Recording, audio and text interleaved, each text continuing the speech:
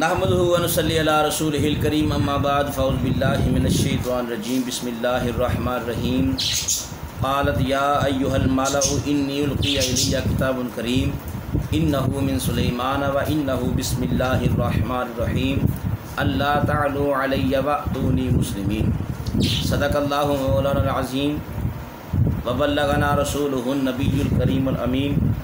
ان اللہ و ملائکتہ یصلون علی النبی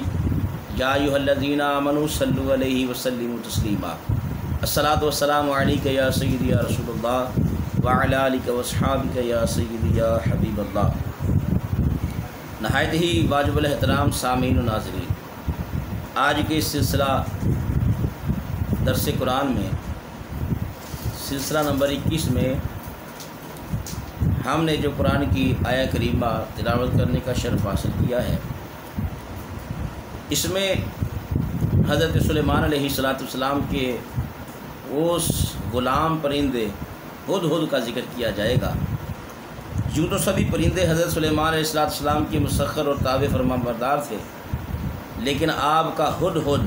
آپ کی فرما برداری اور خدمت گزاری میں بہت ہی مشہور ہے۔ اسی ہدہد نے آپ کو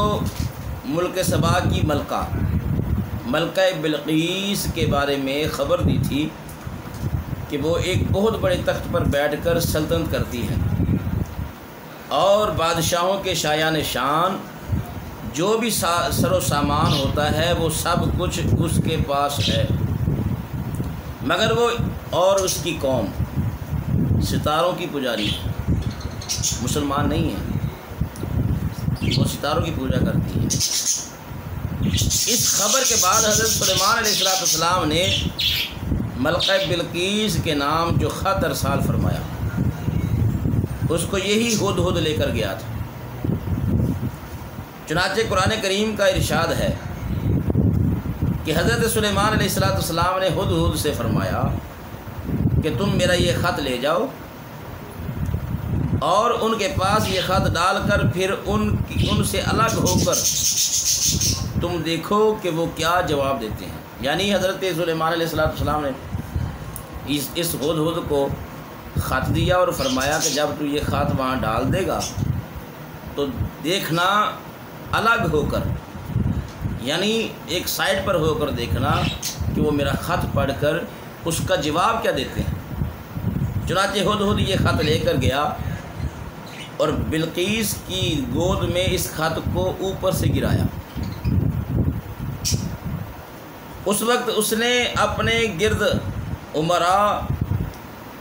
ارکان سلطنت کا مجمع اکٹھا کیا ہوا تھا، پھر خط کو پڑھ کر لرزہ براندام ہو گئی اور اپنے اراکین سے یہ کہا، قالت یا ایھا الملأ انی القی الی کتاب کریم انہ من سلیمان و انہ بسم اللہ الرحمن الرحیم اللہ تعالوا علی واتونی مسلمین۔ اے سردارو، میری طرف ایک عزت والا خط ڈالا گیا ہے، یعنی جو وہ امراء تھے، ارکان سلطنت تھے، جو ان کے پاس مجمع کر کے بیٹھے تھے، جمع ہوئے تھے، یہ ملکہ بلقیس یہ خط حضرت سلیمان علیہ السلام کا سناتی ہے، کہتی ہے، اے سردارو، میری طرف ایک عزت والا خط ڈالا گیا ہے جو حضرت سلیمان علیہ السلام کی طرف سے ہے،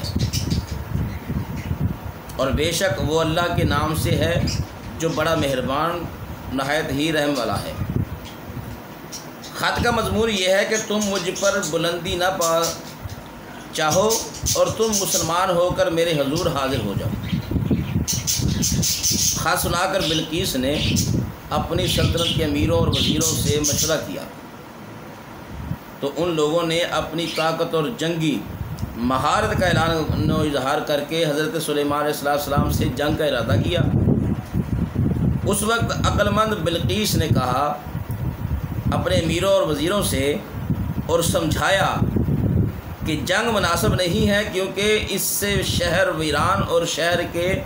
عزت دار باشندے ذلیل و خوار ہو جائیں گے۔ ملکہ بلقیس بڑی سمجھدار تھی، اس نے کہا کہ اس لیے میں یہ مناسب خیال کرتی ہوں کہ کچھ ہدایہ تحائف، کچھ ہدیے بھیجتے ہیں اور اس سے امتحان ہو جائے گا کہ حضرت سلیمان علیہ السلام اگر بادشاہ ہی ہیں یا اللہ کے نبی بھی ہیں تو پتہ چل جائے گا۔ اگر وہ نبی ہوں گے تو ہرگز میرا ہدیہ قبول نہیں کریں گے، بلکہ ہم لوگوں کو اپنے دین کے اتباع کا حکم دیں گے،